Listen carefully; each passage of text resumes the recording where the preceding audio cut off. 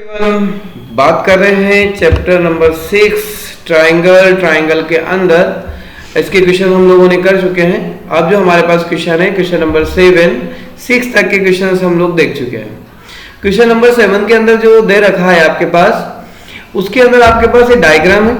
इस डायग्राम के अंदर आपको 4 चीजें कंप्लीट करनी है। एक बताना है कि ट्राइंगल क्या दे रखा है, ट्राइंगल AEP जो है कॉन्ग्रेंट होगा ट्राइंगल CDP के, ट्राइंगल ABD जो कॉन्ग्रेंट होगा ट्राइंगल CBE के। इसी तरह से ट्राइंगल AEP जो कॉन्ग्रेंट होगा ट्राइंगल ADB के। इसी तरह से ट्राइंगल PDC कॉन्ग्रेंट होगा ट्राइंगल BEC से। तो आप लोग एक बात तो ध्यान रखिएगा कि हमेशा ये बात ध्यान ही रखना है कि कोई भी चीजें सिमिलर कब होगा, कोई भी दो प्रॉपर्टी उसकी कंप्लीट होना चाहिए। दो प्रॉपर्टी कौन सी होगी, एंगल सिमिलरिटी हो सकती है, साइड वाली कंडीशन या जिनके रेशियो के ऊपर डिपेंड करता है। यदि हम यहाँ बात कर रहे हैं ट्राइंगल AEP की, AEP ये A रहा आपका, ये P रहा, ये E रहा, AEP और साथ में दे दिया उसने CDP, मतलब यहां पर जो ट्राइंगल है आपका वो ऐसा है। ओके, ये A ले लो, ये P ले लो और ये E ले लो। इसी तरह से ये C हो जाएगा और ये D हो जाएगा। इन दोनों ट्राइंगल के अंदर आप देखो तो एंगल E और जो D है, कौन सा E और D दोनों इक्वल है। क्यों इक्वल है, क्योंकि ये वाला एंगल कितने डिग्री का दे रखा है उसने यहाँ पर 90 डिग्री का है, और ये वाला एंगल भी कितने डिग्री का दे रखा है 90 डिग्री का है। तो ये दोनों ईच 90 डिग्री से कंप्लीट हो गया। और यहाँ देखो ये क्रॉस बनता है, जहां पर भी क्रॉस बनता है वहां पर वर्टिकल अपोजिट एंगल से एंगल P और एंगल P, ये वाला P और ये वाला P भी क्या हो जाएगा आपका इक्वल हो जाएगा, रीजन रहेगा वर्टिकल अपोजिट एंगल। ठीक, जब दो ट्राइंगल के इक्वल, किसी भी दो ट्राइंगल के अंदर उनके दो एंगल इक्वल हो जाएंगे तो एंगल सिमिलरिटी से दोनों ट्राइंगल क्या हो जाएंगे आपके कॉन्ग्रेंट हो जाएंगे। इसी भी यहां पर हमारे पास चाहे हम ABD, किसकी बात करिए हमने, ABD और CBE पहले हम बना लें।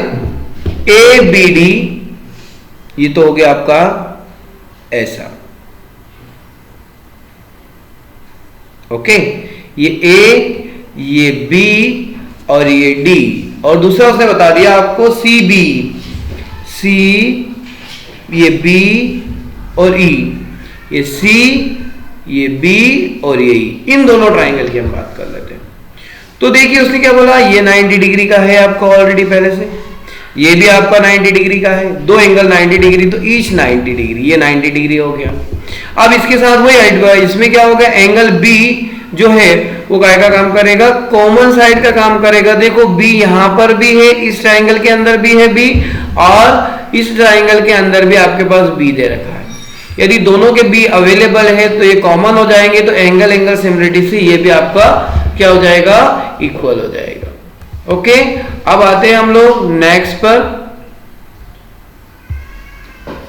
नेक्स्ट हमारे पास दे रखा है AEP, कहा है AEP और AD और B। तो AEP की बात करें और देखो कैसे बनाएंगे, ये बना दिया अपन, ये A, दूसरा क्या बोल रहा है उसको P और E, AEP। एक हो गया AD और B। इसके अंदर देखो D एंगल कितने डिग्री का है, 90 डिग्री का है, E एंगल कितने डिग्री का है, 90 डिग्री का है। तो हमने E और D तो 90 डिग्री हो गया। दोनों में देखो ये एंगल A जो है ये यहां पर भी है और यहां पर भी है, मतलब दोनों में कॉमन हो गया। दोनों में कॉमन हो गया तो दोनों एंगल क्या हो जाएंगे, सिमिलर हो जाएंगे, रीजन लिखेंगे एंगल सिमिलरिटी। अब बात करते हैं, एक और बचा आपके पास PDC और BEC ये सारा। ओके, एक अपन ने क्या लिया, P, यहां पर P है,